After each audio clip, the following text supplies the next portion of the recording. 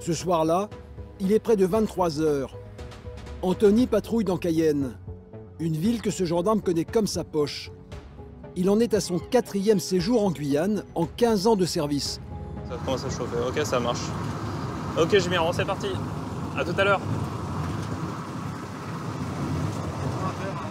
Ouais, donc on va à Balata, au chinois de Balata.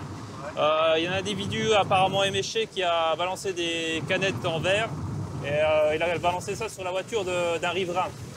D'accord. Donc c'est le monsieur là qui a sa voiture qui apparemment qui a une vitre brisée.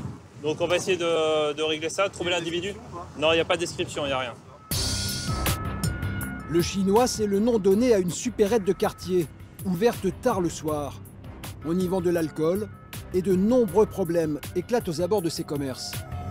Les gars, vous préparez vos casques si jamais, hein, si l'ambiance pue. Hein. Comme c'est la veille de week-end ou le week-end, ils en profitent pour consommer un peu d'alcool et ça arrive que ça dégénère. Attention, ça va être à gauche. Hein. Anthony et son équipe arrivent sur place. Sur le sol, des débris de canettes de bière. Et les esprits sont toujours échauffés. Est-ce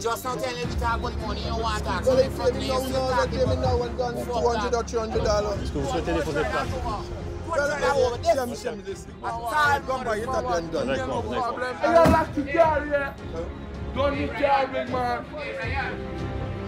Difficile pour les gendarmes de calmer les agresseurs.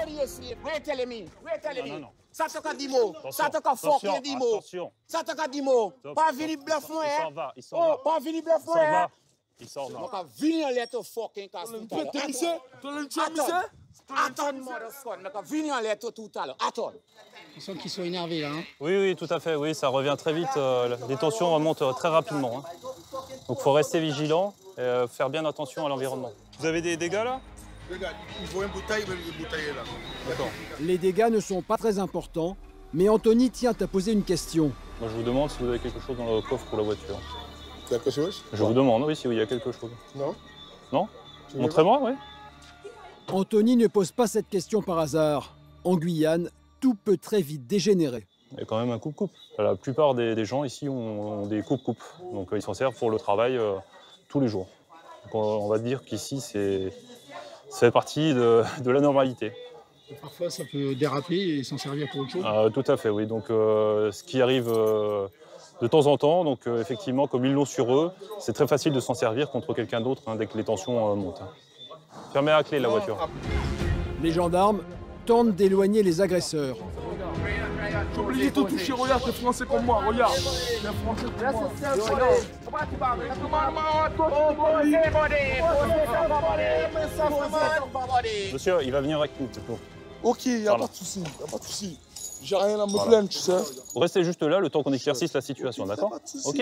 Vous arrêtez de bouger, vous restez là, vous vous calmez, ok? Je suis venu en vacances. Pourquoi tu veux me chercher? Je suis tranquille, certes, je suis clair de peau. Pourquoi tu veux me chercher? Laisse-moi tranquille. Monsieur, le problème, c'est que vous venez de jeter une bouteille sur un monsieur et sur sa voiture. Oui. Pourquoi vous avez fait ça? Je l'avoue. Pourquoi? Pourquoi? Parce qu'il m'a provoqué, chef. Anthony n'en saura pas plus, mais les tensions sont apaisées. Pour le moment, les gendarmes ont réussi à maîtriser la situation. Regarde bien nos têtes, chef. Regarde bien nos têtes, chef. On n'est pas des criminels. On est des Français, chef. On va pas mentir ça qu'on a bu. Oui, on a bu beaucoup. On a bu beaucoup. Mais pour vous dire la vérité, la vie est dure en Guyane. À présent que la situation est plus calme, Anthony va tenter de réconcilier les deux parties. Est-ce que vous, au moins, vous lui avez présenté vos excuses? Oui, il le sait. Big man, me show you my excuse, big man. Well, here, listen. I buy the thing and let it go. La victime tient à ce que l'agresseur paye les réparations sur sa voiture, sinon il portera plainte. C'est combien pour sa voiture? Je ne sais pas, moi, je suis Pour pas garé. tous les dégâts. Je ne peux pas vous dire. Vous pensez que vous pourriez lui rembourser Oui, regarde bien mon visage. Je suis le petit frère de alias. Sa voiture, je vais lui rembourser, je vais lui donner tout ce qu'il veut. Vous allez avoir assez d'argent pour le rembourser? T'inquiète pas, on travaille dans la drogue. Je vends du shit tous les jours. Et combien vous arrivez à gagner par jour, par mois? Par jour? Ouais. Vous voulez que je vous dise la vérité? Sur 20 grammes de coke, vous savez combien on gagne par jour? Non. 80 €, chef. 80 €. Regarde bien dans la caméra, regarde mes yeux. 80 €, chef. Les gendarmes relèvent l'identité des deux agresseurs. Le problème qu'il y a eu avec la voiture, ça va se régler, ok? Nous, on a les garanties. C'est où tu habites. Si tu payes pas, tout simplement, il y a une plainte contre toi. Ok? La victime a obtenu gain de cause. C'est le jeune lanceur qui paiera les réparations de sa voiture. L'incident est clos.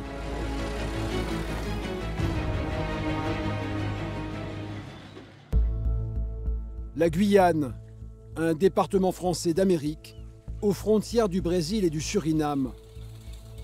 Un territoire de 260 000 habitants, en bordure de l'océan Atlantique. Derrière ces images de cartes postales, se cache une réalité parfois moins attrayante.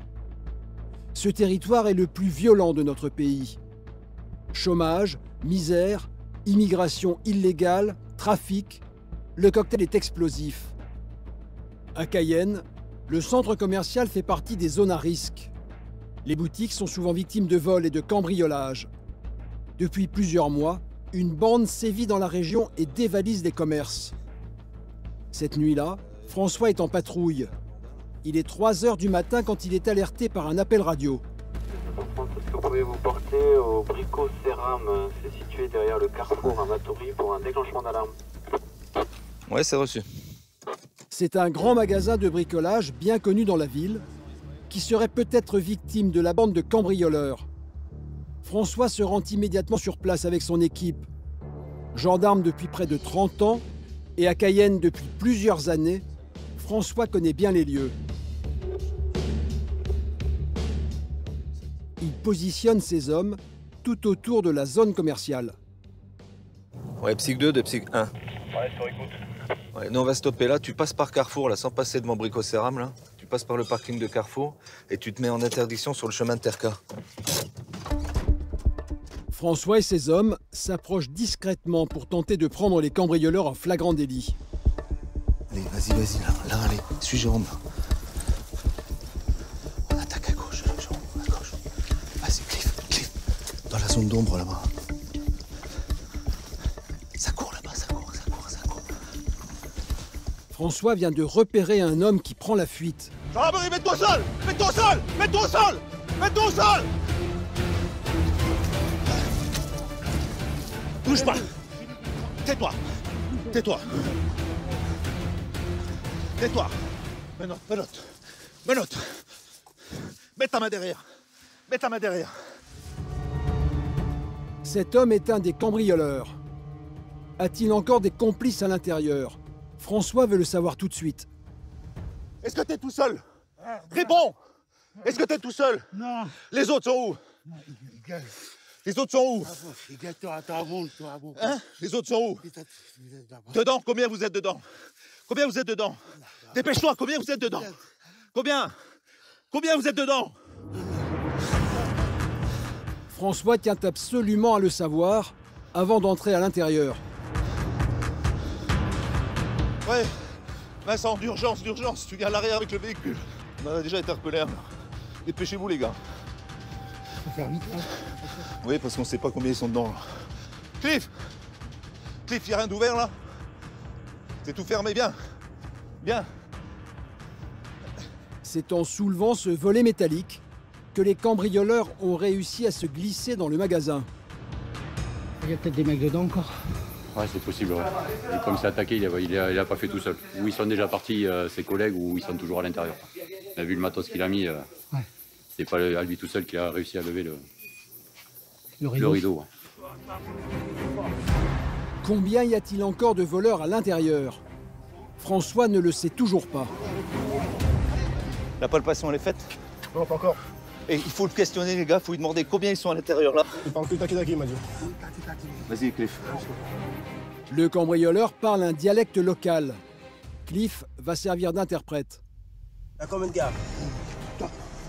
Ils sont trois à l'intérieur. 5 gendarmes pénètrent dans le magasin. Une grande surface de 1500 mètres carrés dans laquelle les cambrioleurs peuvent se dissimuler facilement. D'autant plus qu'ils sont dans l'obscurité. Vincent organise des recherches. Commence à faire cette partie, tranquillement. Va jusqu'au bout, Jérôme. Et une fois que tu es au bout, tu fais la première allée en face, ok? Tu t'annonces, hein? Il y a forcément quelqu'un quelque part, là. Et sortez de là, là! On sait que vous êtes là! Sors! Sortez de là!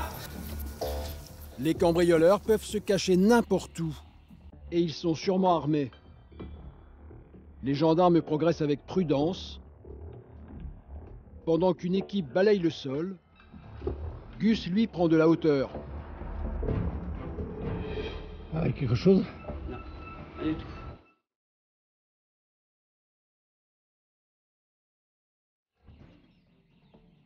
Les voleurs se sont peut-être réfugiés à l'étage, dans les bureaux. Jérôme et Cliff vont tenter de les débusquer armes au poing.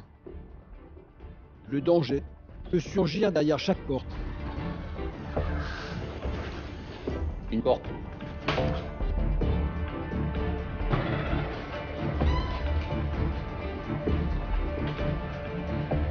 Personne, pour le moment.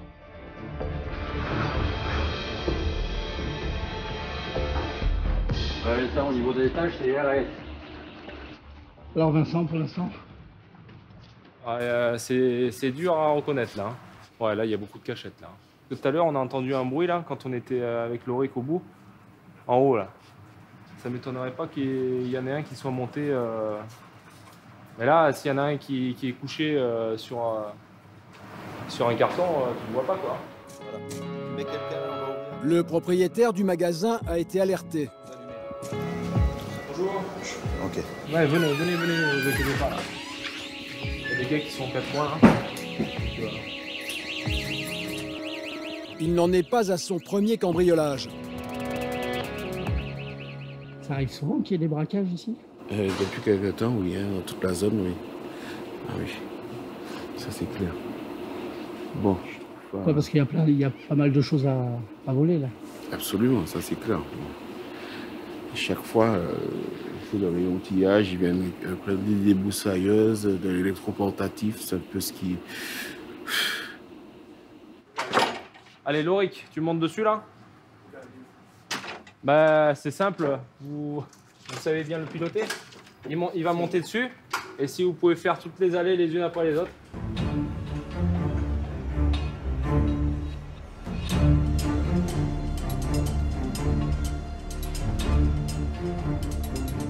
Rien à signaler. Les cambrioleurs ont peut-être réussi à prendre la fuite. Les caméras de surveillance vont permettre de le savoir très vite. Il faudrait que tu partes de celle qui est derrière celle-là. 3,45 ici. Ça passe là, non? Ça y est. Ouais, 90. Et ils mettent même pas une minute à lever le rideau. Il va falloir le renforcer, le bordel là. 1, 2, 3. Regarde. Cagoulé. Donc ils sont là alors. Sur les images, on distingue clairement les 4 voleurs passer les débroussailleuses sous le rideau de fer. C'est en voulant emporter la dernière que le 4e homme s'est fait pincer par les gendarmes. Il a été trop gourmand. Il a dû les renseigner quand on était là. Je suis pas persuadé qu'ils soient dedans, moi. Ils ont balancé des trucs dehors et je suis pas persuadé que... À l'évidence, les 3 autres cambrioleurs ont réussi à prendre la fuite à l'arrivée des gendarmes. Mais celui qui a été pris va pouvoir donner des informations importantes aux enquêteurs. Pour François et ses hommes qui sécurisent la zone jusqu'au lever du jour, c'est une belle opération. Elle va peut-être permettre de démanteler la bande qui sévit dans la ville depuis plusieurs mois. C'est une très belle affaire puisque en plus c'est une équipe, enfin on espère que c'est l'équipe qu'on cherche depuis quelques temps sur Matoury, puisqu'on a eu des cambriolages dans les sociétés juste à côté là, où on avait réussi à faire une mise en fuite, on avait récupéré beaucoup de matériel, mais on avait fait une mise en fuite. On n'avait pas réussi à interpeller les gars, et là on arrive à interpeller en flagrant délit, et c'est exactement le boulot que nous on aime faire et qu'on doit faire. Les informations recueillies auprès de l'homme interpellé devraient permettre d'arrêter le reste de la bande dans les semaines qui viennent.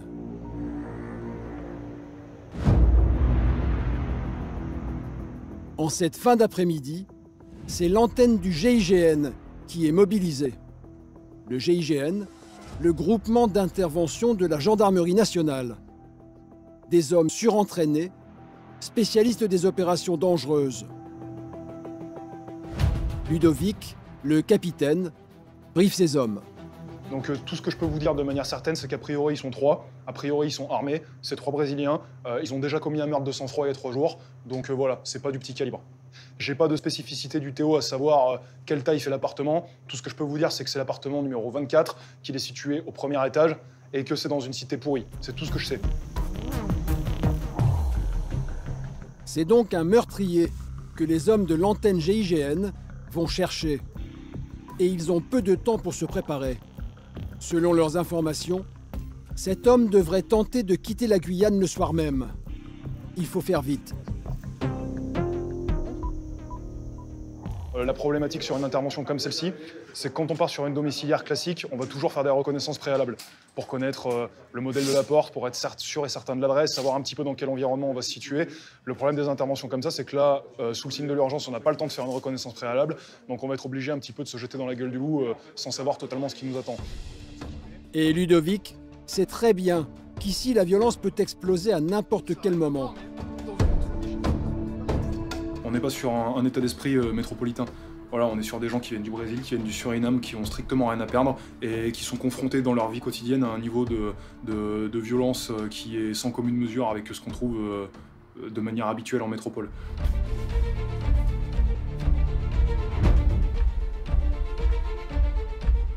Dès leur arrivée dans la cité, les gendarmes savent qu'ils ont été repérés. Vite, vite, vite, vite, vite, vite, vite. Allez les gros, allez, allez. Il nous a vu, on y va là.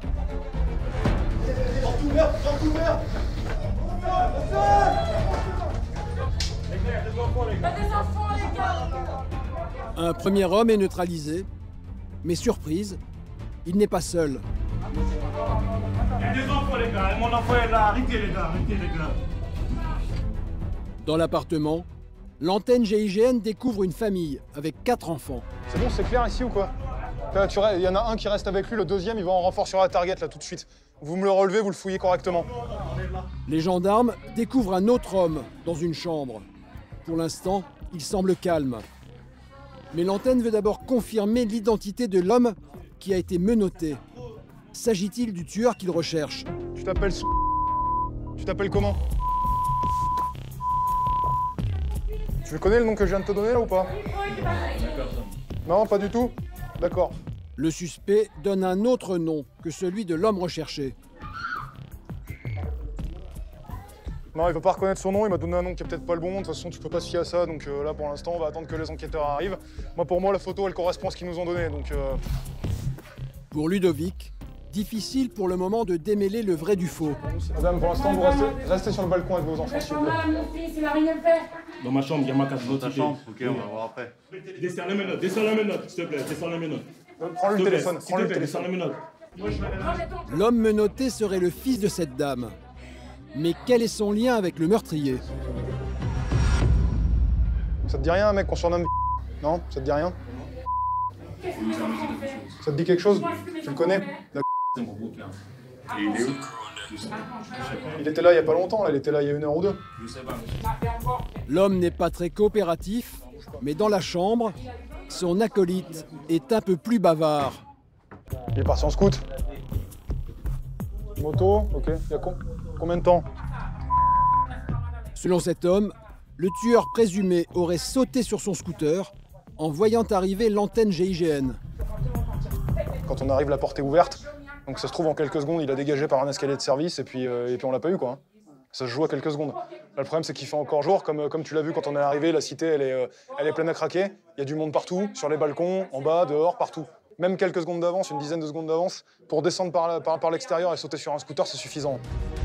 Seule solution pour les gendarmes, convaincre la femme du meurtrier présumé de le joindre au téléphone et de lui demander de se rendre dans une des gendarmeries de Cayenne.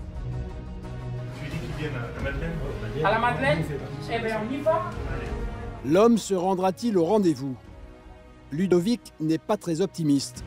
Bon, les gars de l'antenne, on sort, là. On sort tous, là. Vous pensez qu'il va venir? À titre personnel, non. Maintenant que son domicile a été fracturé par 12 mecs encagoulés et surarmés, il a bien compris pourquoi on venait le chercher. Pour moi, il ne viendra pas. Les statistiques ne sont guère encourageantes. 9 fois sur 10, les suspects ne se présentent pas. Mais ce soir, surprise, l'homme est venu au rendez-vous. C'est bien le meurtrier présumé, recherché par l'antenne GIGN. Tout est bien qui finit bien, mais bon, c'est... Ludovic ne s'explique pas encore pourquoi l'homme a préféré se rendre. Honnêtement, je ne sais pas ce qui passe par la tête de ces gens-là. J'ai personnellement jamais commis de meurtre, donc je ne sais pas ce qui peut se passer dans sa tête. Ça s'est passé il y a 3 ou 4 jours. Peut-être qu'il regrette, peut-être aussi qu'il n'a pas envie d'embarquer sa famille et ses enfants dans une procédure difficile pour tout le monde. Et puis, entre guillemets, c'est tout à son honneur, quoi. Après enquête, le meurtrier présumé, membre d'un gang brésilien, ferait régulièrement des coups de main en Guyane. Et son pédigré est déjà bien chargé. Il serait l'auteur de plusieurs meurtres, mais aussi de braquages et de vols avec violence. Sachant qu'il n'avait aucune chance de traverser la frontière, il a préféré se rendre.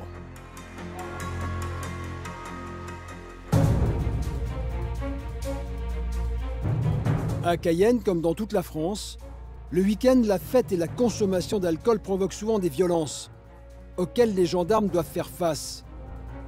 Bagarres, conflits conjugaux, oui, il m'a frappé. C'est pas pour la première fois. Agressions, vols. Restez là, qu'est-ce qui s'est passé? Ça peut que tout le monde lâche, hein. À partir du vendredi soir, les gendarmes savent que leurs nuits seront bien remplies. À la gendarmerie, François vient de recevoir un appel. Ah. Qui c'est qui est avec moi là? Le taser, il est où là? C'est bon, ok, bah, il va prendre le HK. Allez, on y va, il y a un déclenchement.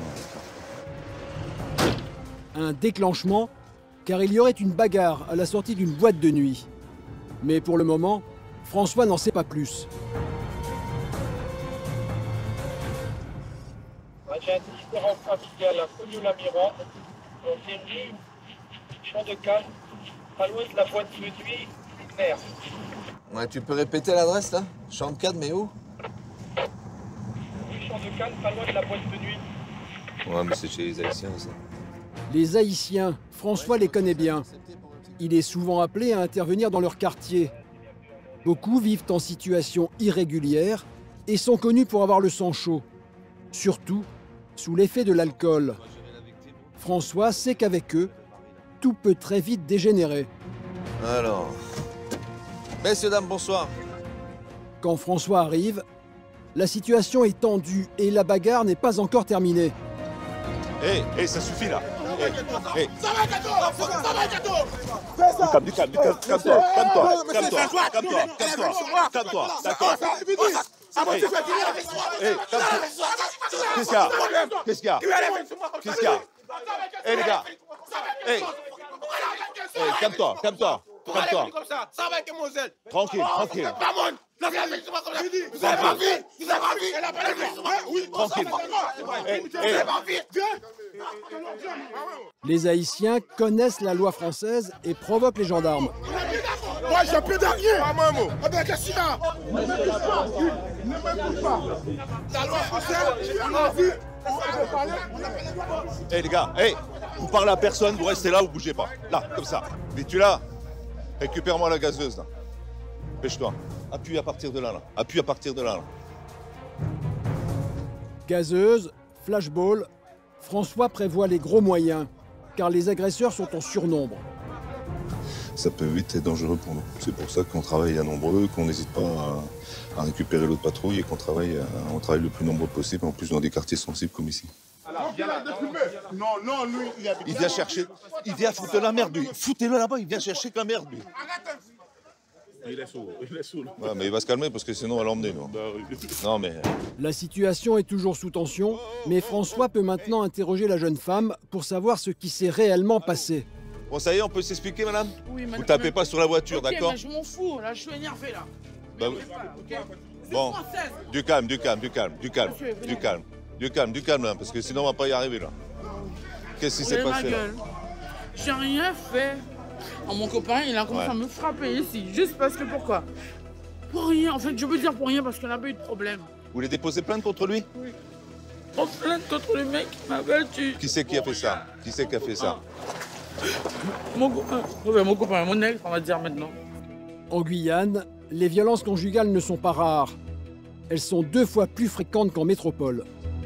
Ce que vous allez faire, vous allez partir à l'hôpital, vous allez voir un médecin, il va vous faire un certificat médical, qui vous fasse un certificat. Ma gueule, souvent non. Je ne suis pas médecin, madame. Moi, je le vois bien. Mais par contre, il faut que le médecin le constate. Il va constater les blessures. Demain, vous allez à la brigade de Macouria et vous venez déposer plainte. Seuls 10% des femmes portent plainte. François n'est pas convaincu qu'elle se présentera demain à la gendarmerie. Mais d'abord, elle veut aller récupérer ses affaires dans la boîte de nuit, ce qui risque de compliquer encore les choses. Non, je pars. Non, restez là. Non, restez là. Ma voiture est là-bas. Oui, non, restez là, attends.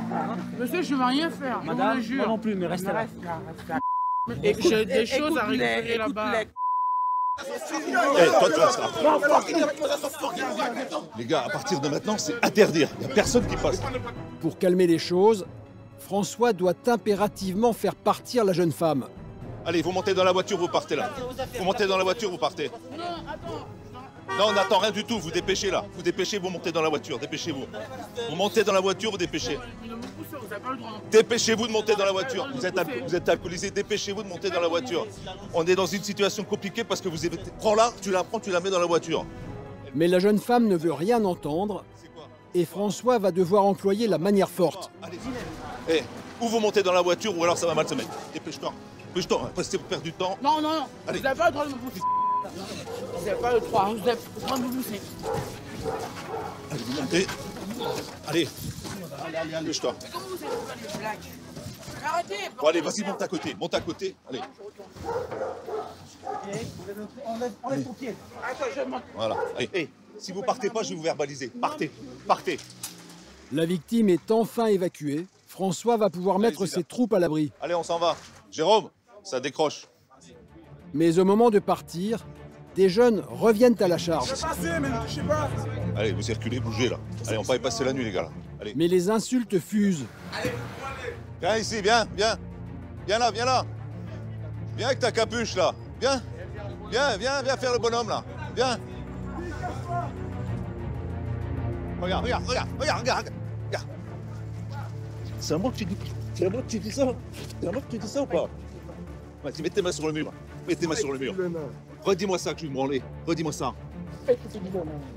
Le jeune homme est embarqué pour outrage. Mais ça va. Mais l'interpellation n'est pas du goût de ses amis, qui commencent à caillasser les gendarmes avec des bouteilles de verre.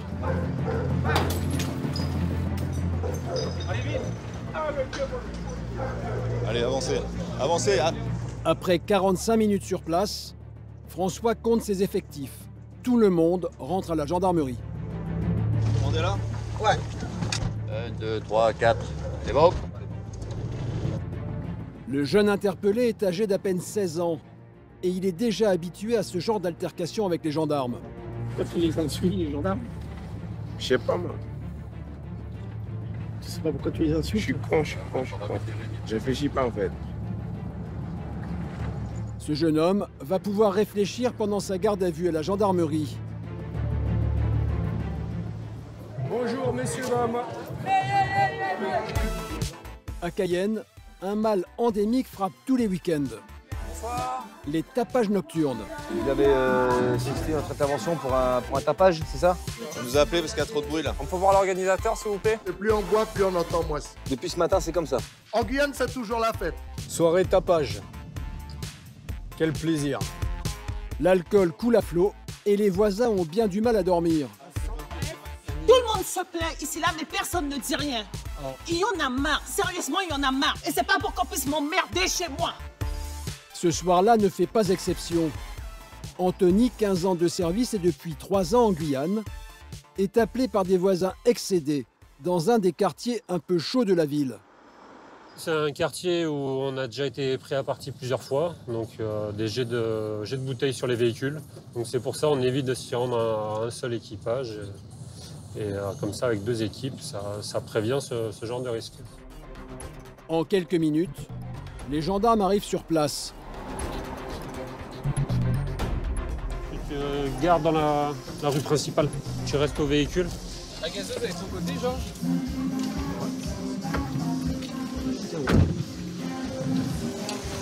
D'accord. Les voisins n'avaient pas menti. Les décibels envahissent le quartier. Allume la GoPro. Pas difficile pour les gendarmes de savoir d'où provient le bruit. C'est toujours au même endroit. Bonsoir. Bonsoir, c'est la gendarmerie. Baissez la musique. Coupez la musique. Voilà. Bonsoir. Bonsoir, le propriétaire. Bonsoir. Le propriétaire des lieux, s'il vous plaît. Ça va? Elle n'est pas là? Le locataire, alors? Ni propriétaire, ni locataire? Qui habite ici, alors? Ah, ben le frère. Malgré la présence des gendarmes, la musique reprend de plus belle. Hey. Par là-bas. Par là-bas. Mettez-moi à côté dehors. Laisse la musique. Laisse la musique déjà. Mais comment vous faites arriver là? Laisse la musique, je vais t'expliquer. Comment je suis rentré. Je vais t'expliquer comment je suis rentré. Mettez-vous à côté. Non. Déjà, non, alors déjà, tu me dis pas comment je dois faire. On va aller tous les deux, tu vas me chercher tes papiers, et tous les deux, on va aller à côté. Mais une invitée ne l'entend pas de cette oreille. C'est pas comme ça encore chez les gens comme ça. On sait, c'est quoi la loi? Moi, le mandat à faire. Tu sais Vous rentrez comme ça chez les gens? Oui, on rentre comme ça, c'est une intervention de la gendarmerie, c'est oui, normal. Mais pourquoi? Pourquoi? Parce qu'il y a du tapage. C'est quoi des tapages? Vous savez ce que c'est du tapage? Non. C'est qu'il y a trop de bruit. Il y a les voisins qui appellent parce qu'il y a trop de bruit autour. Anthony essaye de reprendre le contrôle de la situation. Voilà. Tu t'énerves, je m'énerve. Tu t'énerves plus, je m'énerve plus. Va me chercher tes papiers et après c'est bon. C'est la dame qui connaît. Mais le propriétaire veut que les gendarmes sortent de chez lui. Allez. Vous m'attendez à côté de la baïa? Non, je vous attends ici et vous allez me chercher les papiers. Ici c'est la maison. Ici, je ne suis pas dans la maison, tu m'as pas présenté les papiers de la maison. Présente mon papier. Tu m'attends à côté de la baïa. C'est tout. Présente tes papiers, mon ami.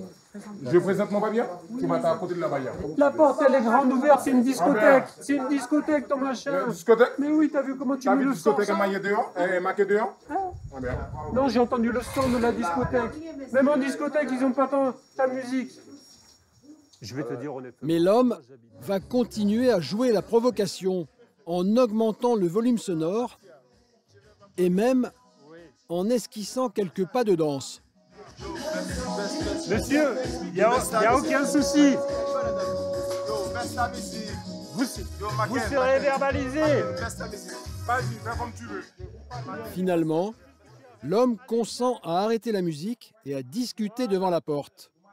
Mais il reste toujours de mauvaise foi. Je te dis, tu m'attends ici. Là, c'est chez moi. Oui, non, mais tu l'as dit 10 fois. Tu l'as dit 10 fois, je l'ai compris. Ah, mais pourquoi tu comprends? Tu restes au fond de la maison toujours. Tu veux que je déconne? Tu veux que je plaise la tête? C'est quoi le souci? Le souci, c'est la musique qui est trop forte. Ça, tu comprends? La musique, c'est un souci? Oui.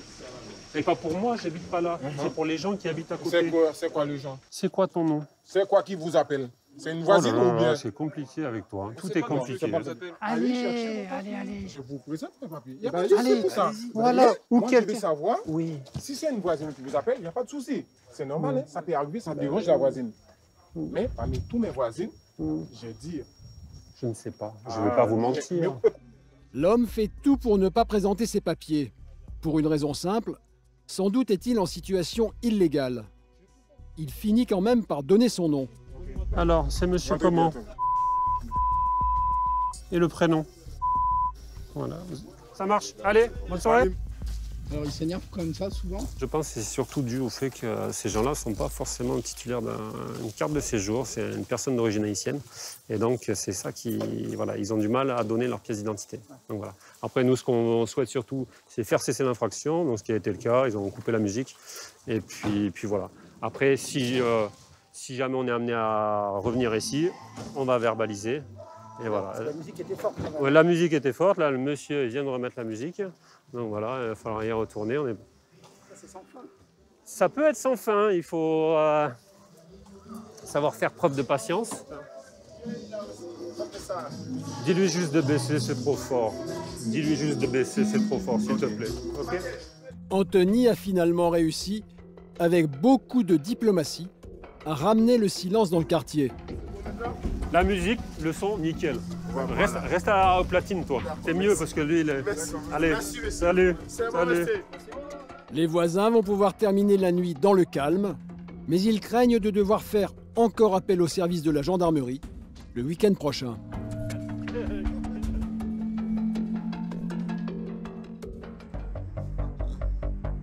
En Guyane, pour certains, ces week-ends alcoolisés se terminent très mal.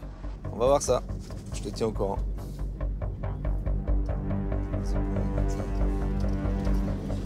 Un mec qui est ivre au bord de la route entre Cayenne et Macouria. Donc tu vas en face.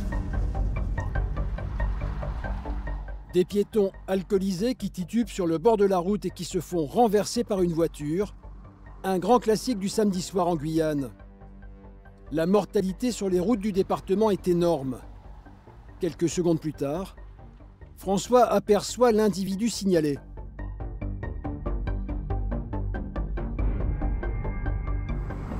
Ouais, t'inquiète, on va te prendre.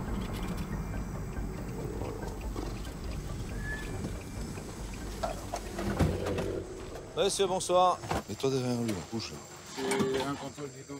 Qu'est-ce qui se passe, monsieur? Non, en fait, je suis à pied, j'habite après le pont du Larivaux. Où ça? À quel endroit? 500 mètres juste après le pont du Larivaux. À Belterre. Belterre dans les cases à droite, là? Ouais, à droite, ouais. Ok, restez là. Vous avez consommé beaucoup d'alcool, là? Pas trop. Ouais, un peu, quand même.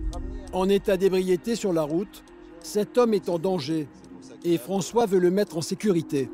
Vous avez beaucoup bu ou? Non, même pas. 3 bières, un peu plus, on va pas se mentir. Non, on va pas se c'est mentir. 3 bières. Quand j'ai des thunes, je tease, tu vois. Franchement, je le dis franchement, tu vois. Tous les jours, tous les soirs, vous buvez? Quand j'ai de la thune. Si j'ai de l'argent, si j'ai un petit 2 euros, 1 euro, tu vois. La bière, c'est 1 euro, 2 euros. Pas cher. Voilà, pas cher.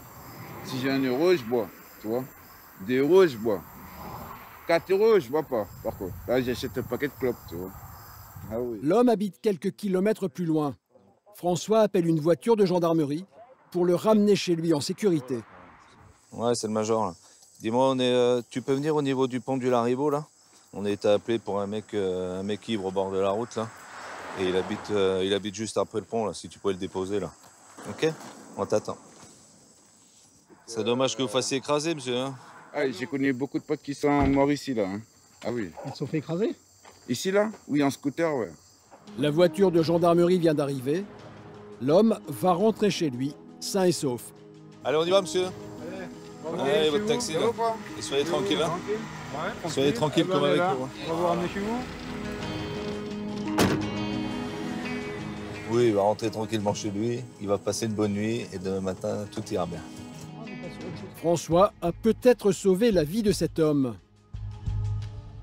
Mais un peu plus loin, en sortant de la gendarmerie, une autre patrouille a été appelée trop tard. L'accident a déjà eu lieu et la victime serait dans un état grave. Un automobiliste qui signale avoir fauché un piéton. Là, actuellement, on est en communication avec les pompiers. Est-ce que vous pouvez vous transporter là-bas rapidement? Ouais, de pas Matoury, c'est bien pris aussi, transport. Ouais, de pas Matoury, c'est bien pris. Michael comprend qu'il y a urgence. Ouais, il faut se dépêcher, surtout pour éviter le suraccident, parce que je crois que la route, elle n'est pas éclairée là-bas. A priori, la personne est inanimée, donc j'espère que les secours vont arriver rapidement, parce que même si on a quelques notions, on ne va pas pouvoir faire grand-chose. Quand Michael arrive, une autre patrouille est déjà sur place.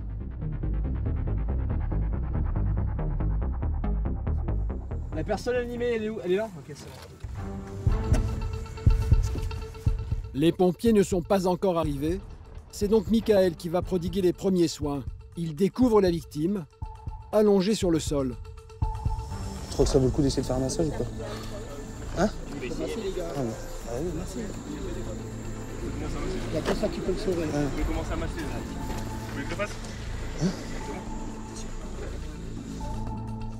Michael et les autres gendarmes se relaient pour tenter de ranimer la victime. Quand les pompiers arrivent à leur tour, Michael peut aller voir le conducteur de la voiture qui a heurté le piéton. Il est toujours sous le choc. Bonsoir. Bonsoir. C'est vous qui conduisiez? Oui. Qu'est-ce qui s'est passé? Voilà, il était au milieu de la rue, j'ai essayé de l'éviter. D'accord. Et je l'ai pris en plein frais, sur le côté, en plein frais. D'accord. Le choc, il a eu lieu là? Qui c'est qui a déplacé la personne? Non. Personne l'a déplacé? Personne l'a déplacé. Il a été projeté... Voilà. Le conducteur venait à peine de sortir de chez lui. Qu'est-ce qui s'est passé? Il était au milieu de la route. Et quand je venais, je ne l'ai pas vu. Il était sur son vélo à côté. Et en arrivant tout près, j'ai vu quelqu'un et j'ai essayé, je lui ai tapé dedans. Et ce qu'il y a, c'est que c'est pas bien éclairé. C'est pas bien éclairé. L'état de la voiture témoigne de la violence du choc. Selon le conducteur, la victime poussait sa bicyclette au milieu de la route. Michael la retrouve quelques mètres plus loin. Ouais, apparemment, du coup, il était en vélo et il a quand même été bien projeté, quoi. Ouais, il est détruit, le vélo. Il est détruit. Ça veut dire qu'il aurait pu faire un vol de combien, là? Bah là, déjà, si personne n'a bougé, entre le vélo et lui, il y a déjà un paquet de mètres. Hein. L'homme aurait fait un vol plané d'une quinzaine de mètres. Les gendarmes vérifient le taux d'alcoolémie du conducteur de la voiture. T'as eu le temps de faire le dépistage de monsieur? Non, donne. Monsieur, je vais vous soumettre au dépistage de l'alcoolémie, d'accord? Vous rouliez vite ou pas? Je vais à 80, 85, 90. D'accord. Hop, vous soufflez 4-5 secondes à peu près, s'il vous plaît. Encore. Non, faut pas s'arrêter. Attendez. Faut pas s'arrêter. Il faut souffler 4 secondes. Encore. C'est bon. 0. C'est négatif, donc tant mieux. Oui, donc tant mieux déjà. Une bonne chose pour le monsieur, malgré ce qui vient de lui arriver. Le monsieur est tout autant victime, même si malheureusement, c'est lui qui sera responsable de l'accident. Le cœur de la victime ne repart toujours pas.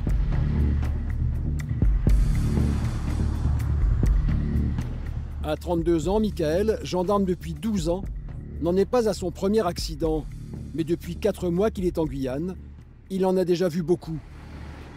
On essaye de garder la tête froide et puis malheureusement c'est souvent en rentrant à la maison qu'on se pose et qu'on se dit oh punaise, c'est chaud ce qui s'est passé quoi. Il faut pas nous paniquer sinon ça fait paniquer les gens donc. Samu et pompiers continuent de s'acharner pour sauver la vie de la victime. Venu du Brésil, cet homme de 40 ans sortait d'une soirée entre collègues, un peu trop arrosée. Des collègues qui sont justement venus aux nouvelles. C'est un grand ami, on travaille ensemble, c'est un travailleur, c'est un gars de bien, tu vois. Ça me fait trop de la peine de le voir comme ça. On est des menuisiers, on travaille dans le bâtiment, on fait de la menuiserie. C'est un bon gars, il travaille, c'est normal. C'est normal de temps en temps, il picolait un peu, c'est pour ça je pense que c'est pour ça aussi. Les habitants se plaignent du manque de lumière. Aucun réverbère n'éclaire la route. Pas de trottoir non plus, pour protéger les piétons. Você tem que colocar ici, iluminação. Que aqui não tem iluminação, aqui c'est tudo. Aqui não tem nada. Il n'y a pas de lumière à la route là, c'est comme ça. C'est ça. Il n'y a pas de lumière, il n'y a pas d'accotement. Tout là, c'est l'argent, la poche, tout le monde là. Il n'y a pas de limitation de vitesse, il n'y a rien du tout ici. Les gens roulent à plus de 100 km/h. C'est ça le problème. Finalement, après 50 minutes d'effort, les secouristes arrêtent le massage. Le cœur de la victime ne repartira plus. L'homme serait mort sur le coup. Ils nous font les prélèvements sanguins. Et donc, je vais placer le monsieur en garde à vue. Le substitut du procureur s'est rendu sur place. Vous ne savez pas combien de temps que je suis là, mais les personnes sur le bord de la route, sans lumière, à pied, c'est extrêmement courant et les accidents, malheureusement, ça arrive aussi fréquemment. Michael doit maintenant annoncer la mauvaise nouvelle au conducteur. Monsieur, je reviens vers vous. Vous êtes en ligne avec votre femme? Non, avec masque. Ok. Je vais vous demander de raccrocher le téléphone, s'il vous plaît. Ah, ouais, attends. Après. Monsieur est décédé. D'accord. Donc, monsieur, afin de garantir vos droits et tout ça, vous êtes placé en garde à vue pour homicide involontaire. La garde à vue est faite pour s'expliquer sur les circonstances de l'accident. D'accord. Ça ne veut pas forcément dire que vous irez en prison. D'accord, monsieur? Hein? Vous avez le permis de conduire? Oui. Oui. Est-ce que vous voudrez voir un médecin? Ça va. Moi, je pense qu'il vaut mieux. Hein? Ok. Déjà, asseyez-vous. Déjà, ça ira mieux. D'accord? Hop là, pardon. Hop. Le conducteur sera jugé dans quelques mois. Il risque une peine de 10 ans d'emprisonnement. Mais de nombreux éléments vont plaider en sa faveur. Et notamment les analyses post-mortem du sang de la victime, qui montreront qu'il était bien en état d'ébriété au moment de l'accident.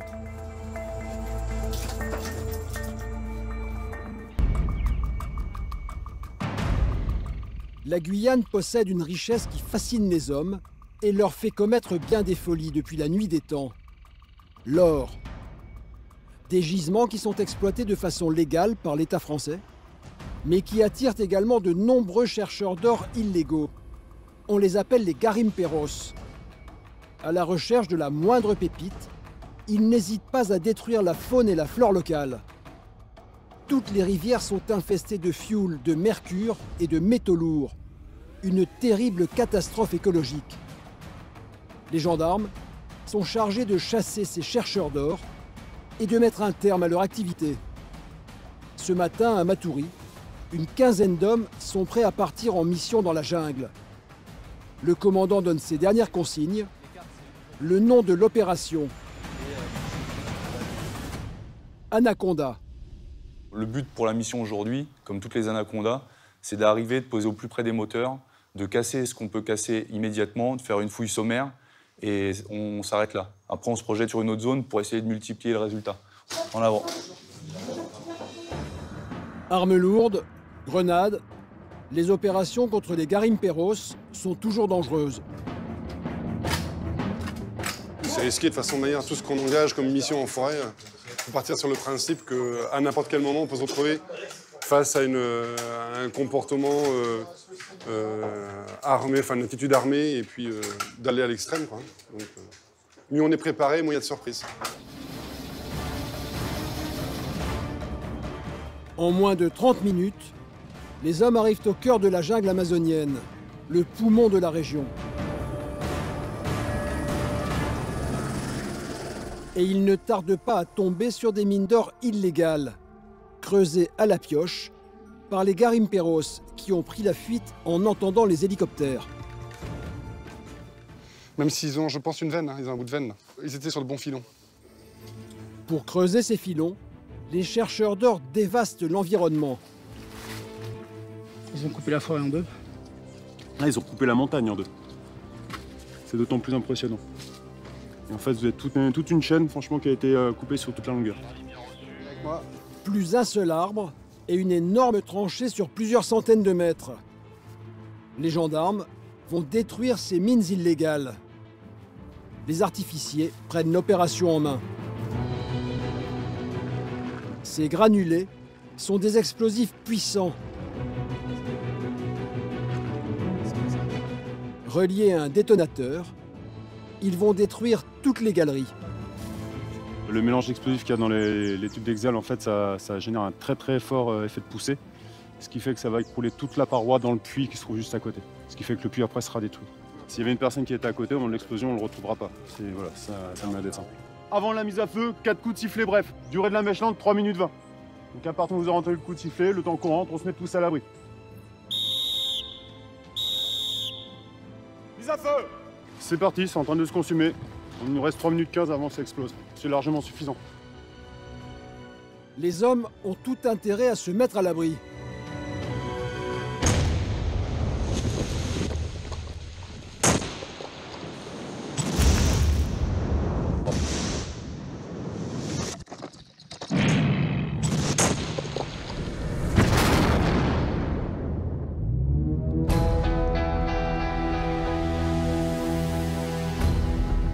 Gardez les casques. Plus la moindre trace de mine illégale.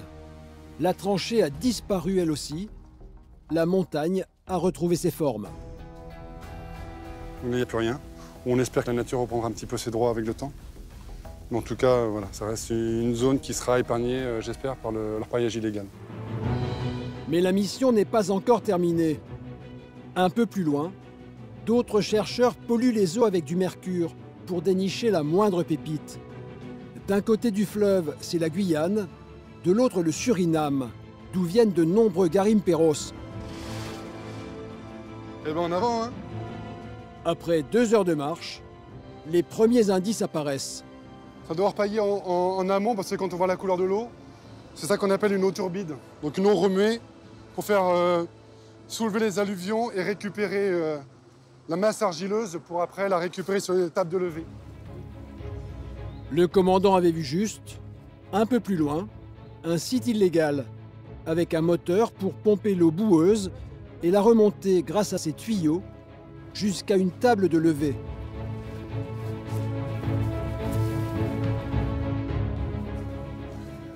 Et les tapis sont toujours là. Donc la table de levée, le principe de la table de levée, en fait, c'est de récupérer l'alluvionnaire. Et au final, par gravité, l'or va rester piégé dans les tapis. Et c'est à partir de là, en fait, qu'ils vont faire couler le mercure dessus pour que l'amalgame se génère, se crée. Au total, ce sont des kilos de mercure qui sont jetés dans la rivière tous les jours. Une catastrophe pour les animaux et pour les hommes. Comme le poisson, en fait, lui, assimile le mercure pour manger, à partir d'autres poissons, notamment.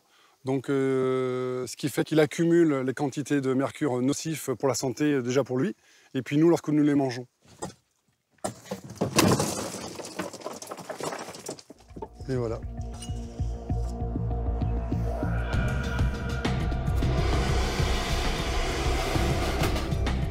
Il ne doit rien rester. Toute l'installation doit être intégralement détruite.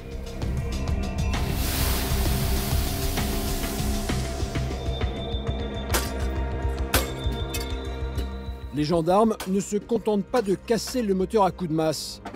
Ce petit pot thermique va le mettre définitivement hors d'usage. Allez.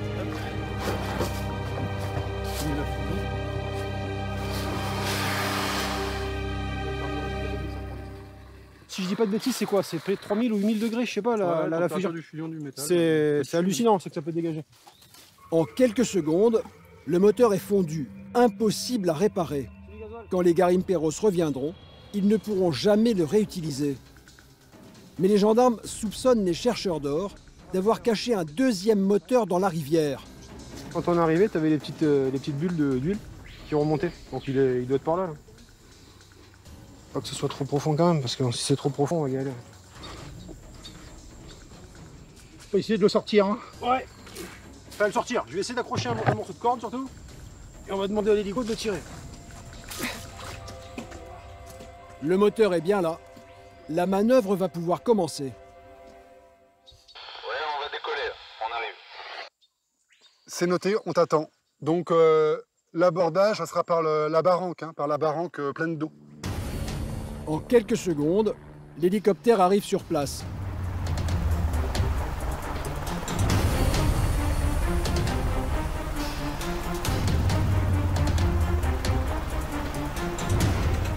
Un bloc de métal de plus de 200 kg qui va bientôt partir en fumée.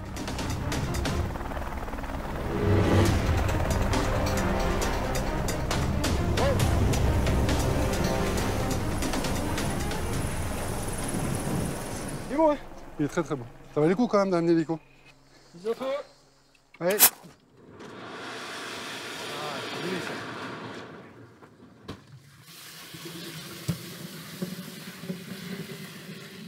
Ouais, ils font bien. Une bonne mise en place. Et ouais, ça font bien. Un peu plus loin, les gendarmes découvrent le camp des chercheurs d'or. Par ici. Les hommes ont pris la fuite, mais les femmes sont toujours là.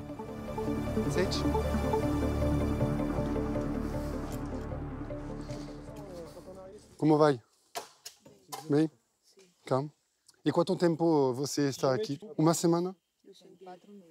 4 meses. E você? 20 dias. Ouais. 20 jours, une semaine et 3 mois, 4 mois.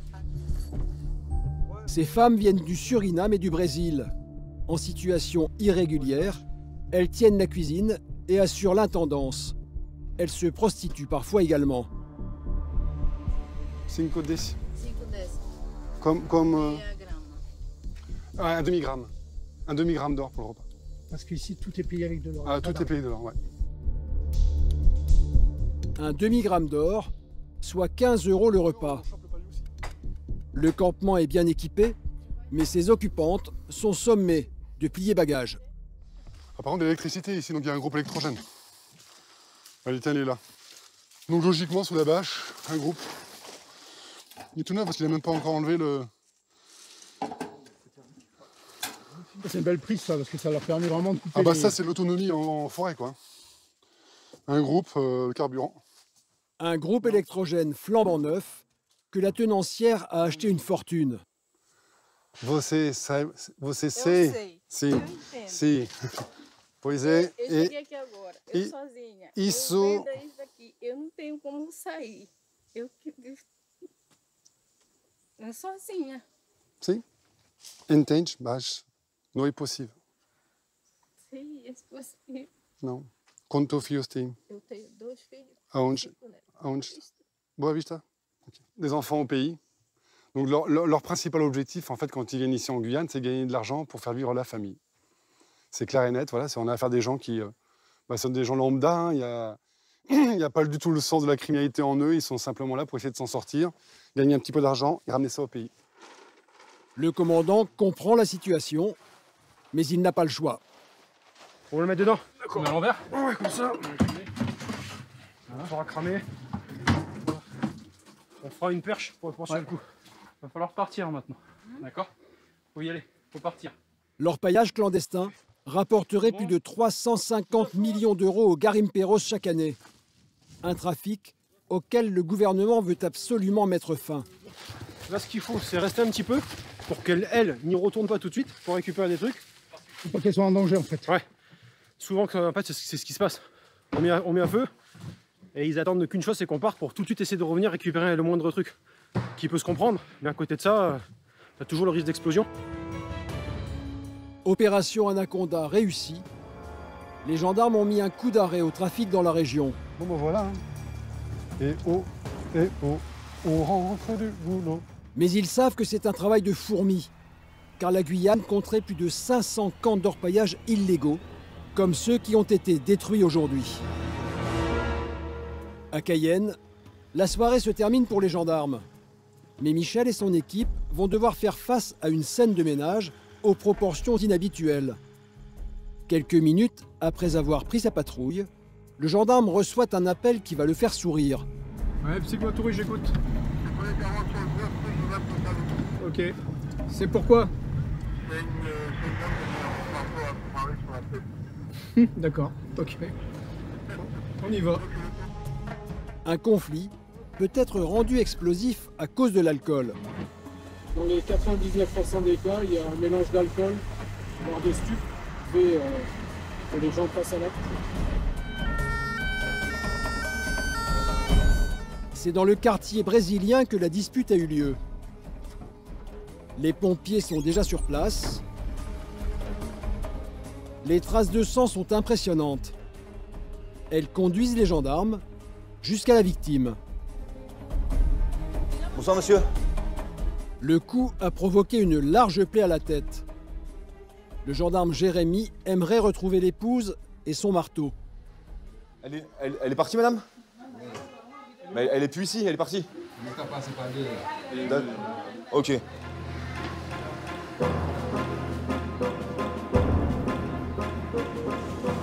Les gendarmes fouillent la maison. Ils trouvent un homme à l'étage supérieur. Monsieur, c'est la gendarmerie. Bonjour. Il y a une dame avec vous quoi? Vous êtes tout seul? Vous êtes qui par rapport au monsieur là qui a reçu le coup de marteau? Personne? C'est pas la même? D'accord. Apparemment, il n'est au courant de rien. Elle a disparu, là? Ouais, c'est pas là. La fouille continue. Intérieur, extérieur, tout est passé au peigne fin. On va se fermer ça. Poulailler. Ouais, c'est un poulailler. Je me demande s'il n'y a pas un descriptif de sa femme quand même. Il y a une photo de ta femme?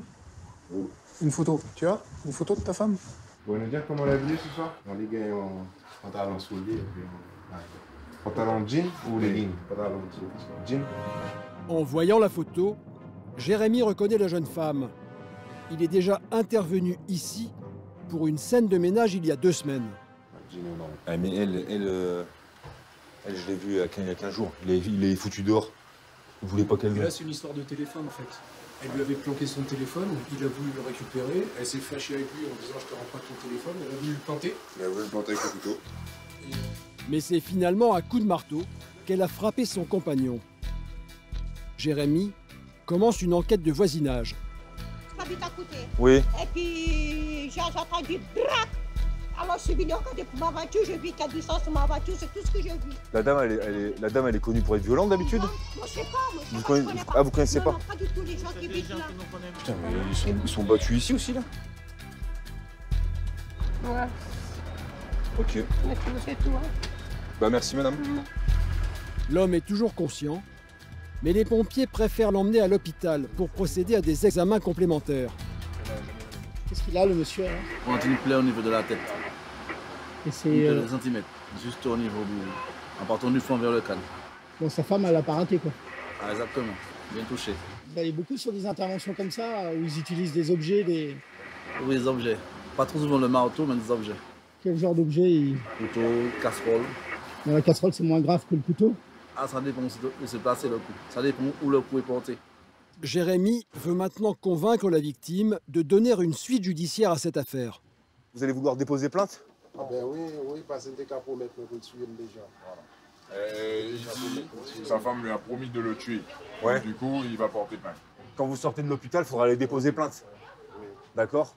Mais il faut le faire. Il faut déposer plainte. Parce que si nous, on retrouve madame, oui. Là, ce soir, il faudra venir rapidement déposer plainte. Oui, d'accord? Il ne faut pas nous dire oui, je dépose plainte et demain, je dépose plus plainte, quoi. Oui, parce que je me suis réconcilié avec madame. Oui, d'accord. Ok? Bon petit coup, c'est reparti. Ouais, non, mais voilà, c'est ça. C'est ça. C'est parce que là, c'est un coup de marteau. Et de la prochaine fois, ce sera quoi? Le mari battu s'en sortira avec quelques points de suture. Les gendarmes patrouillent pour tenter de retrouver la jeune femme. Elle a menacé de le tuer, donc c'est pour ça qu'il a l'air motivé à déposer plainte. Mais bon, ça peut changer d'avis dans la nuit. Donc ça, le problème, c'est que sur le coup, on te dit oui, ils te disent oui, dépose plainte, et après le lendemain, avec les remords, l'alcool redescendant, ils déposent plus plainte, quoi.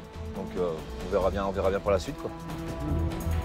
L'histoire ne dit pas encore si le couple a fini par se réconcilier sur l'oreiller, mais la plainte n'a jamais été déposée et les gendarmes n'ont pas encore été rappelés sur place.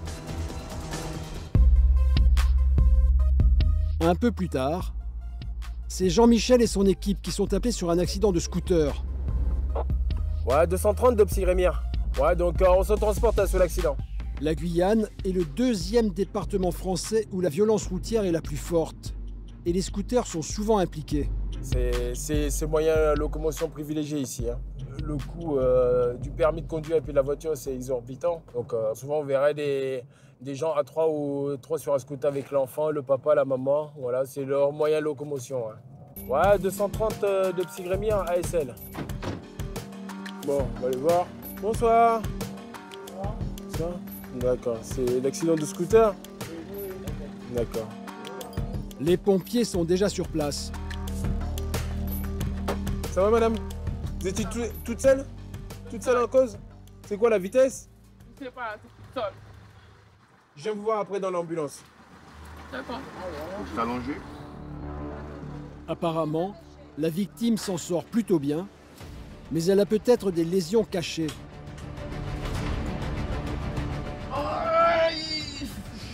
Respirez normalement. C'est rare, madame. Votre mari, il est pas là? Je laisse lui, il dort. Ah, il dort? Seul. Tu es tombée toute seule? Toute seule. Tu as glissé?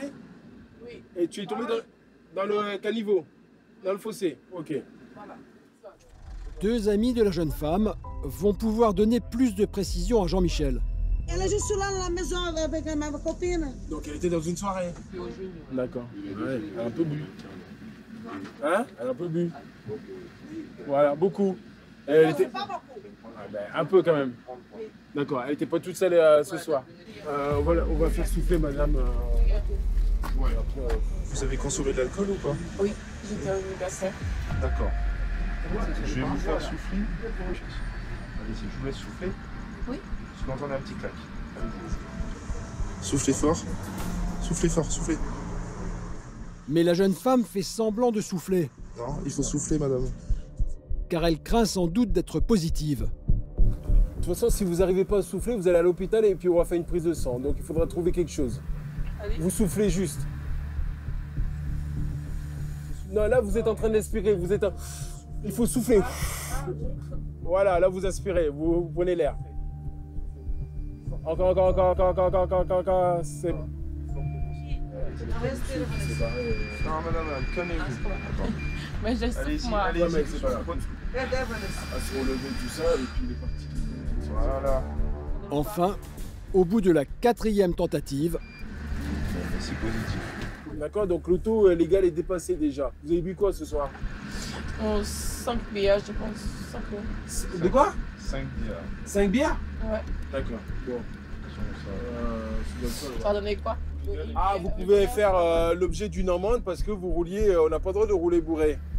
Non, quand j'ai conduit, je n'étais pas bourré. Hein. Ben, madame, on vient de vous faire souffler. Mais pire encore, son assurance ne prendra pas en charge les réparations du scooter. Finalement, le fait qu'elle soit positive, ça a pu causer l'accident? Ah oui, carrément. Donc là, je pense que ce soir, elle faisait, on va dire la course, mais je pense qu'elle a perdu l'équilibre avec l'alcool. Voilà, elle est tombée. Donc les circonstances de l'accident, on ne sait pas. Mais après, c'est récurrent ici. Hein. Pourquoi? Ah bah l'alcool, samedi soir, samedi, alcool, scooter. Je pense que c'est partout pareil. Hein. C'est dur de faire comprendre les gens que si on conduit et si on boit, on ne conduit pas, quoi. La jeune femme est emmenée à l'hôpital. Allez, Lucine, c'est bon? On y va. Les examens médicaux ne montreront aucune blessure grave, mais elle a écopé d'une amende de 135 € pour conduite en état d'ivresse. Un peu plus tard, c'est un autre Jean-Michel qui prend sa patrouille et commence à rouler dans les rues de Matoury quand il remarque une voiture suspecte. Bah lui, tiens, il est bon. Le véhicule roule tout feu éteint. Bonsoir, monsieur. Garez sur le côté, s'il vous plaît. Les gendarmes soupçonnent, là encore, une conduite en état d'ébriété. Vous n'avez pas de phare dans votre voiture, monsieur? Vous n'avez pas de phare? Bah, vos phares sont pas allumés, c'est pour ça qu'on vous arrête, en fait. Si vous circulez sans vos feux. Vous allez où, comme ça? Où ça? À la maison? Vous sortez de soirée, là? Circonstance aggravante, le conducteur roule sans papier. Alors, vous trouvez pas vos papiers, monsieur? Vous n'avez pas une pièce d'identité, une carte bleue, quelque chose qui puisse prouver votre identité? Discrètement, le conducteur et son passager parlent à voix basse.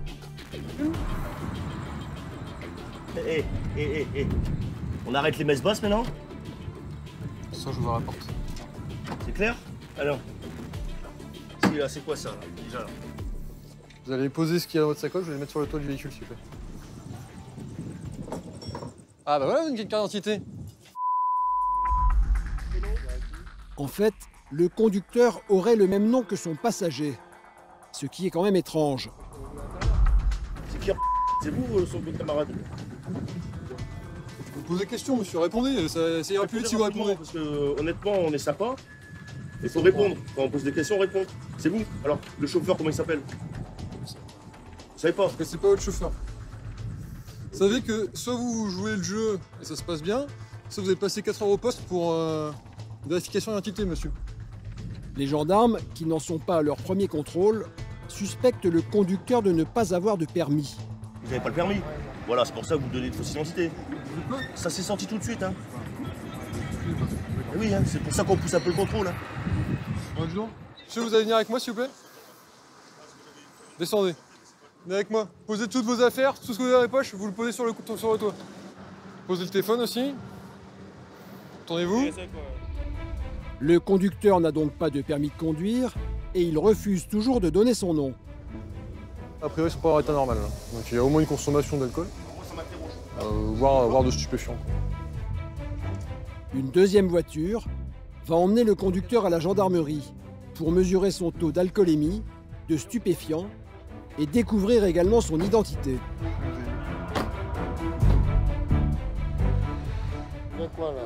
Bah vous appelez un taxi ou vous appelez un ami? Vous attendez, vous dormez dans votre voiture. Monsieur, quand on boit, on conduit pas. Hein. Donc voilà, trois possibilités. Taxi, famille ou vous dormez en voiture. Le passager, qui lui est titulaire d'un permis de conduire, dit aux gendarmes qu'il préfère attendre sur place pour que son taux d'alcoolémie redescende. Bah après, on est vendredi soir et samedi soir, donc un peu comme partout en France, en métropole, les gens font la fête. Oublient que quand on fait la fête, on ne conduit pas. Et donc forcément, de temps en temps, il tombe sur une patrouille. Voilà, donc là, il a joué, il a perdu. Mais 2 minutes plus tard, Jean-Michel reçoit un appel de la police qui vient d'arrêter le passager au volant de la voiture. Il roulait tout feu éteint. Ouais, suivi par de l'autorité, on va à leur rencontre. Ah oui, malheureusement, il y en a qui jouent, et puis qui jouent, qui perdent et qui persistent à rejouer et à reperdre. C'est lui. On se connaît, nous, non? Bah voilà, pourquoi vous avez repris le volant? J'allais rentrer chez moi. Bah oui, sauf que je vous ai dit que vous n'étiez pas en mesure de reprendre le volant. Donc vous allez rejoindre votre copain, du coup. Conduite en état d'ivresse, le jeune homme va terminer la nuit en cellule de dégrisement avec son copain. On voit que les effectifs des forces de l'ordre saturent le terrain et les contrevenants ont peu de chance finalement de s'en sortir. Son copain qui a été emmené au poste a été contrôlé à 1,40 g. Soit près de 3 fois la limite autorisée. L'homme au t-shirt rouge révélera un taux de 1,11 g, soit plus de 2 fois la limite légale. Il devra s'acquitter d'une amende de 250 € et il peut dire adieu pour un bon moment à son permis de conduire. Depuis plusieurs années, un peu à l'écart de Cayenne, fleurissent des bidonvilles comme celui-ci. Des habitations de planches et de tôles, construites illégalement par des étrangers en situation irrégulière. Des villages dans lesquels les gendarmes sont souvent appelés à intervenir. Il est 17 h quand Vincent commence son service. Et quelques minutes plus tard, un appel retentit. C'est au Manguier, c'est ça? Hein? C'est où exactement? Au Manguier? Il est où le monsieur actuellement là? Il est dans la maison? Il a pris une arme, il a tiré en l'air ou quoi? D'accord. Il y a eu un tapage dans un quartier illégal là. Donc apparemment ils lui ont demandé de baisser la musique et avant de rentrer chez lui, le gars il aurait sorti un fusil, il a tiré en l'air et il est rentré chez lui là. L'usage des armes à feu est fréquent dans ces quartiers. Après là. Après les là. Notamment quand ils font des soirées, ils aiment bien prendre les fusils de chasse et faire une petite minute où ils tirent tous en l'air. 230 de Ptigmatouri ASL au Manguier. Quand Vincent et son équipe arrivent sur place, les tirs ont cessé. Bonjour madame, c'est qui a appelé la gendarmerie? C'est vous? Il est où le monsieur là? Au fond? Oui. D'accord. Mais c'est quoi le problème? C'est un problème de tapage ou pas? Oui, c'est moi qui ne vais pas, que j'habite là, côté de la maison. La musique très, très fort. Oui. Et mon petit monde pleure. Oui. Au cas il y a un gros fusil, ça c'est la deuxième fois. Bon, comme ça. Boum. Ah ouais? Très fort. Et il a tiré en direction de quelqu'un ou pas? Non, à la maison même. Dans ces bidonvilles, tout le monde ou presque est armé, a priori, pour se défendre. Mais cette année encore, Des gendarmes se sont fait tirer dessus en Guyane.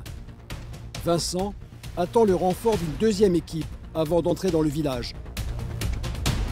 On reste prudent, on regarde un petit peu là-bas, là, au loin, parce que pour l'instant c'est calme, mais comme ils ont l'habitude de... Là, c'est l'heure où ils commencent à siroter. Putain, bloque pas l'entrée là, mais garde-toi là. Donc on va laisser 2 personnels ici.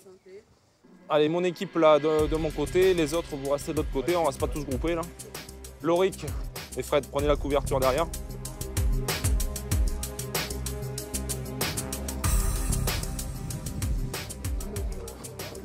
Où ça? La maison verte.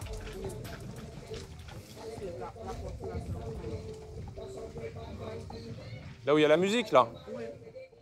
Malgré les protestations de sa voisine, l'homme continue à faire profiter le quartier de sa musique. Vous allez voir, les gars, là? 4 gendarmes entrent à l'intérieur, pendant que Vincent assure les arrières. Ils sont combien dedans, là? C'est lui, là? Sortez, monsieur. Hein? Venez là. Venez là. Qu'est-ce qui se passe? Qu'est-ce qui se passe? Expliquez-nous ce qui se passe. Ouais, non, mais c'est pas ça qu'on pose la question. Si on vient, c'est qu'on vient dire quelque chose. C'est votre femme, là? Monsieur, c'est votre femme, là? Où ça? Celle-là? Non, c'est pas ma femme, il cherche des embrouilles avec moi. Moi, j'ai un homme reproché. Vous restez là pour le moment. Restez là, monsieur, bougez pas. C'est vous qui avez tiré un coup, là? Oui, mais pour quelle raison vous avez fait ça? Ben, dans la forêt, je suis monté, puis je voulais tirer sur quelque chose. J'ai tiré dans les bois. J'ai pas tiré sur personne. Hein. Tu peux nous montrer le fusil, là? Allez, on peut rentrer, là? Excédé par les plaintes de sa voisine, cet homme avait apparemment besoin de passer ses nerfs en tirant des coups de fusil. Les gendarmes tiennent à savoir de quelle arme il s'agit. Il y avait une cartouche dedans, là? Non, il est exactement comme il est là. Il y a une cartouche posée là et les autres dans la cartouche sur le cross. Je veux voir. C'est quoi ça? C'est la facture? C'est la facture. Regarde, j'ai acheté ça dernièrement parce que ces gens-là me font chier. Ils ont dit qu'ils vont appeler des gens de Dieu pour me foutre. Tu comprends, moi j'ai mon gosse, moi je rigole pas. Moi je les pète, moi. C'est eux qui me font chier, man. Ils sont venus avec des gens, ils veulent ramasser ici. Mais elle dit que vous mettez la musique trop fort. Mais on est vendredi, monsieur, regardez ma petite caisse. Arrêtez, j'ai pas le droit, tout le monde met de la musique. Arrête, non, mon frère. C'est pas interdit. Je tire pas sur les gens. Visiblement, il s'agirait d'un conflit de voisinage qui s'envenime depuis plusieurs semaines. Alors à quoi vous sert cette arme-là que vous avez achetée? Là maintenant, là? Ouais, elle vous sert à quoi? Plus pour la chasse. Plus pour la chasse. Mais pour me protéger aussi, je vais pas mentir. Pour ma protection. De quoi? Ben, de certaines personnes qui ont envie de ma tête. Et moi, au cas où, avant qu'ils arrachent ma tête, j'arrache leur pas. Ah, ici, il faut être armé, hein, mon gars. Hein? C'est dans les squats, tous les squats, si t'es pas armé, t'as dans le cul, hein? Ouais. Il faut pas que tu tires avec ton pétard ici, là. Il faut pas que tu tires avec le fusil, là. D'accord? Même plus loin. Le fusil, c'est fait pour chasser dans la forêt ou sur le fleuve. Tu prends... Tu montes un tout petit peu là, t'es déjà dans la forêt. Oui, mais t'étais pas en train de chasser. Il y avait quand même du monde, d'accord? Tu fais pas ça ici. Ok, d'accord. Si tu veux pas te recevoir une balle ou quoi, parce que nous, quand on arrive, tout de suite, nous, quand on nous appelle, c'est tir d'armes. L'homme se dit victime d'un gang de Brésiliens qui ferait la loi dans ce bidonville et qui voudrait le déloger. Ils voulaient ramasser mon squat, quoi. Vous comprenez? Ils sont venus, ils ont dit, ah ouais, on va te foutre dehors avec ta famille, on va mettre d'autres personnes. Et attention, ils font d'autres gens venir du Brésil pour des clandestins venir habiter là. C'est pour ça que vous vous défendez? Ah ben ouais, regardez ce que j'ai. Eh ben ouais, obligé. Les gendarmes ont pris soin de démonter l'arme, mais ne peuvent pas la saisir car elle a été achetée légalement. Mais ça, on le rencontre fréquemment ici. Hein. Ça, c'est l'arme de chasse de prédilection de la Guyane. Hein. Un Baïkal, hein, avec un canon, calibre 12. Donc là, qu'est-ce qu'il a là? Du 4, du plomb du 4. C'est quand même assez gros. Et là, il y a une brennette là. C'est quoi une brennette? Une balle. Une balle. Donc ça fait des dégâts. Hein. Combien tu l'as payé? 220 € ça coûte ça. Tu as juste eu besoin de ta pièce d'identité. Voilà. En Guyane, il peut acheter ça avec sa pièce d'identité uniquement. Il va dans une armerie, il présente sa pièce d'identité, 220 € et il ressort avec un calibre 12. Tu peux le ranger, le remonter. D'accord. Ton autorisation de papier, je te le laisse. Okay. C'est bon? C'est bon. Là, vous allez le ranger où, là, le fusil? Eh ben, sous le lit. Sous le lit, prêt à servir à la prochaine occasion.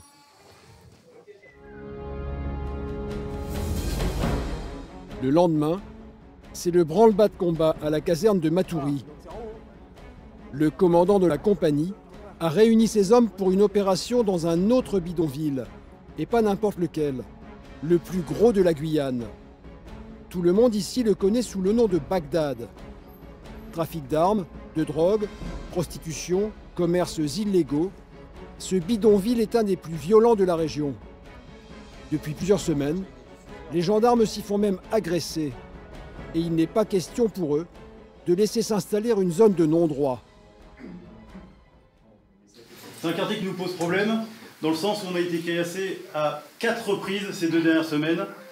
C'est des jours qui se sont succédés, et 2 fois avec des blessés et de la casse de véhicules. Donc c'est un quartier sur lequel on va faire une pointe d'effort ce soir. C'est pour ça qu'on est réunis à peu près, il y aura 100 gendarmes sur le dispositif. Demain, l'objectif, ça c'est important, c'est qu'on puisse y retourner en patrouille et qu'on puisse aller n'importe où dans Bagdad en patrouille sans se faire caillasser. Ça c'est notre objectif de long terme. Bagdad est un quartier très peuplé. Alors les gendarmes n'y vont pas les mains vides. Protection, grenades, armes lourdes. Jean-Michel dirige une des équipes d'intervention. Il faut occuper le terrain, si on ne l'occupe pas, c'est comme partout, hein. Si on ne montre pas la présence de l'État, c'est les délinquants qui font la loi. Le bidonville est situé à 2 km de la caserne. Les gendarmes arrivent sur place en moins de 5 minutes. C'est là le pays. C'est là. Allez. Allez, les gars. Là, à gauche. On va resserrer, les gars. Tony, serre-fil. C'est bon, allez, c'est parti. Allez, le psy, on resserre. Tu vas avoir des papiers. Dans la première rue, Jean-Michel repère un commerce illégal. C'est à vous tout ça, là? D'accord, vous avez des papiers? Faut vendre. T'as pas de papier d'identité sur toi?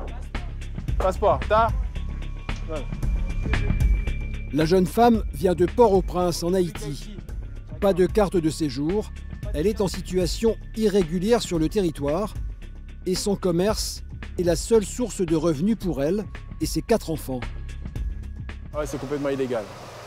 Vous voyez, il n'y a pas de traçabilité, tout ce qui est fruits, les poissons séchés.